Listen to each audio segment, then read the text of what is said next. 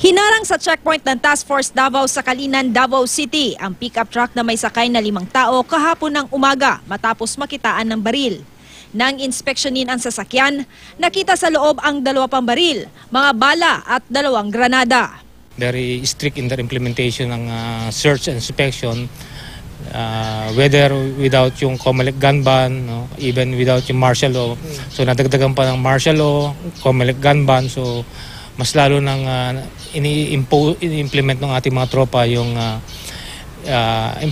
search and inspection ng mga vehicles.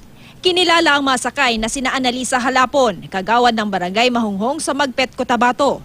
At mga kasama nitong sina George Arquiliano, Reynan Adame, Arnel Repolio at Rainier Pedroso na isang miyembro ng CAFGO Active Auxiliary. Ayon kay Halapon, may dala silang baril dahil sa banta sa kanila ng New People's Army. May threat ko sa kabila, sir. Giharas na ka?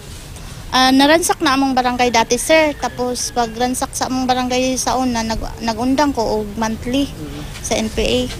Walang maipakitang dokumento ang mga naaresto para sa kanilang mga dalang baril at pampasabog. Ang mga nakuhang granada, pagmamay-ari umano ng CAFGO na nag-escort lang daw sa kanila. Ani-andir ko sa hotel company, sir, ni Major Raposon, sir. So ang imuhang gamit ani? Katong naimimim, sir, o kanang granada nga 2 ka po, sir. So nag-escort ka kay ma'am? Yes, sir. Walang pahayag ang iba pang naaresto. Ngayong panahon ng eleksyon, ito ang unang pagkakataong may inaresto dahil sa paglabag sa COMELEC gun ban sa Davao Region.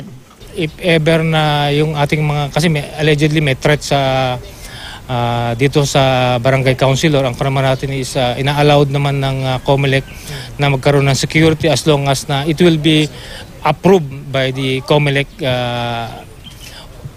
office themselves, hindi siya approved ng PNP or ng military. Sheila Vergara Rubio, Nagbabalita, Pilipinas.